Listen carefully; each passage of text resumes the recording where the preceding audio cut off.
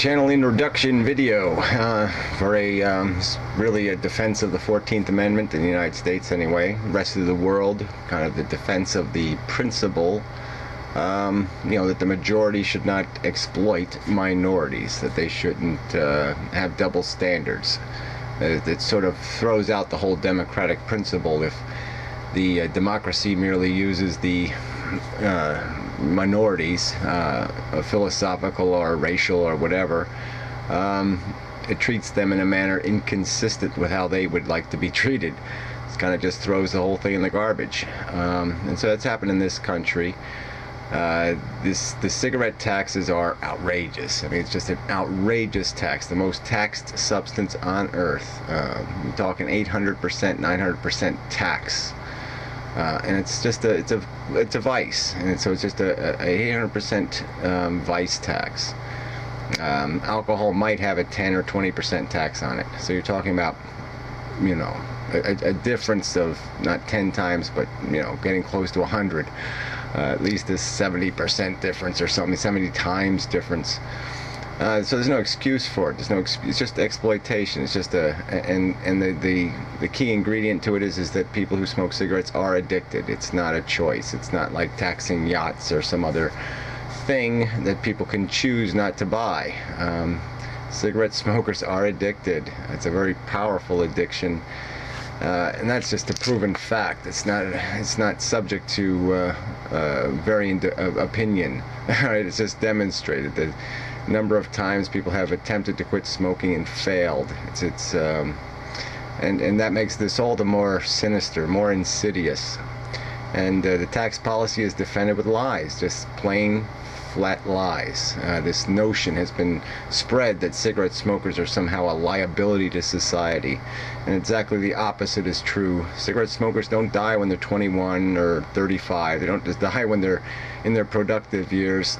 They die in the years where they were going to suck something back from the system, when they're going to start getting back in medical care and start getting back in pension and Social Security. So they save a society a tremendous amount of money. They don't collect their pensions, full pensions. They don't collect full Social Security, full medical benefits. It's much more expensive. The older you are when you die, the more expensive it is. That's just a fact. And mortality is a fact of life. So the fact that cigarette smokers die of their addiction means absolutely nothing. If they didn't die from the cigarettes, they would die from something else a few years later. And so it's just all a big fat lie that they've built this nonsense out of. Alcoholics kill people on the highway. They kill innocent people. Cigarette smokers do not do that. There's just no excuse for this duplicitous, dishonest, this grossly unfair public policy. It's a violation of the 14th Amendment. If we still had a 14th Amendment, the same 14th Amendment we had in the early 1900s, this law would not be possible. This taxation would be overruled by the Supreme Court, who thought there was actually a 14th Amendment at that time. The reason why alcohol was not taxed out of existence and why a constitutional amendment was required is because there was a serious respect for the idea that majorities don't have the power to impose their will on minorities in some inconsistent and unfair manner. The 14th Amendment demands equal protection under the law.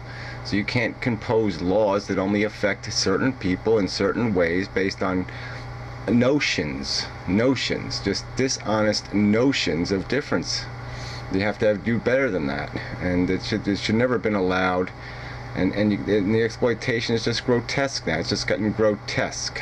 So instead of taxing income or something real, they're just persecuting a minority that has no capacity to do anything about it.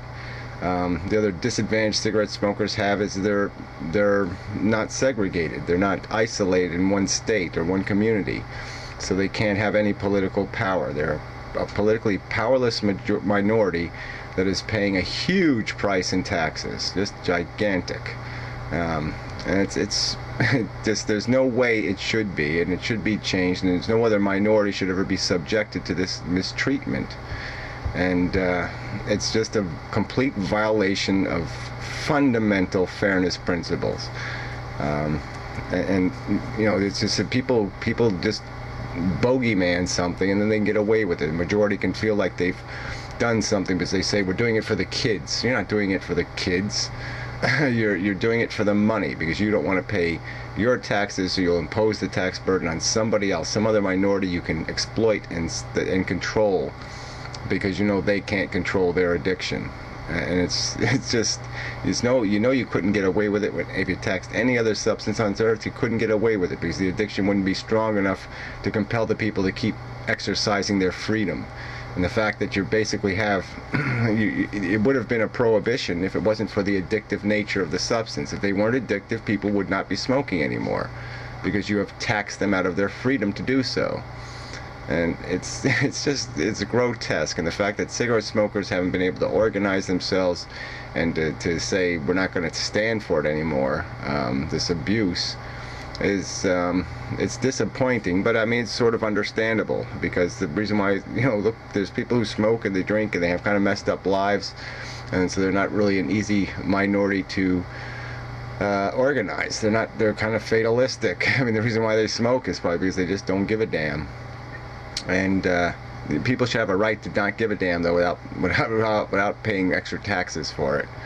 It's not something society has a right to persecute people for. Certainly they have a right to discourage certain behavior, but the discouragement has to be within proportion. It has to be the same proportional discouragement they have for other behavior in society. And this is no way proportional to any of those other discouragements that are in the law.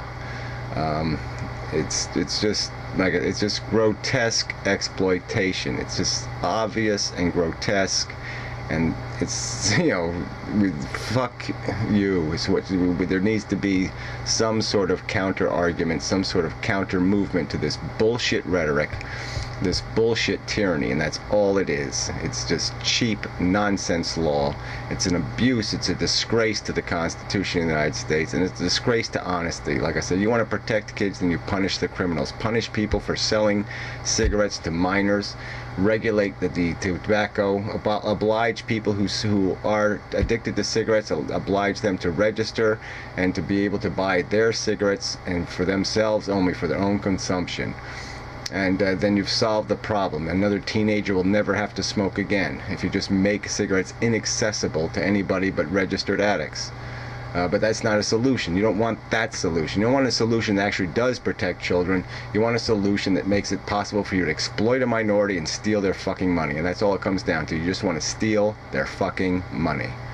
And cigarette smokers really got to get off their fucking ass and say, this is bullshit. You're talking thousands of dollars a year in taxation. I mean, it's bad enough we get taxed out of our own houses by people who have kids and demand that we pay to build their kids' sports fields and tennis courts and 9 million other luxuries. That somehow it's a public responsibility to finance music lessons and all kinds of other nonsense. That we're going to get taxed out of our goddamn house to take care of their kids. It's bad enough we have bullshit policy like that, but to have this kind of nonsense, to say, yeah, we'll take another $3,000 or $4,000 out of your blood and bones just because you have acquired an addiction to a substance in your childhood. You made a mistake when you're 11 years old, and we're going to beat you up for it for the rest of your life. It's not bad enough that you have to waste enough money on it just as it is. Just at its real world price, which should be $7 a carton. No, we're going to make you pay $70 a carton. We're going to extract a 90% more penalty out of your hide because you made a mistake when you were 10 or 11 years old. I mean, this is just nonsense. It's bullshit. It's cruel. It's disgusting.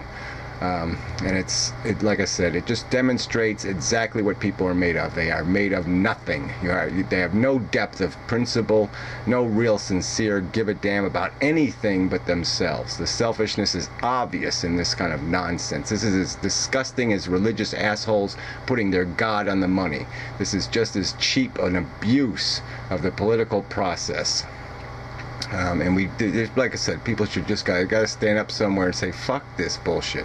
And that's the hard part to do. It's hard to organize into anything and to have any kind of weapon. How do you fight back against a majority that keeps you out of the political process, gives you no congressional representation, no senatorial representation, no representation whatsoever, no even hope for representation in any political body, because you aren't a segregated minority.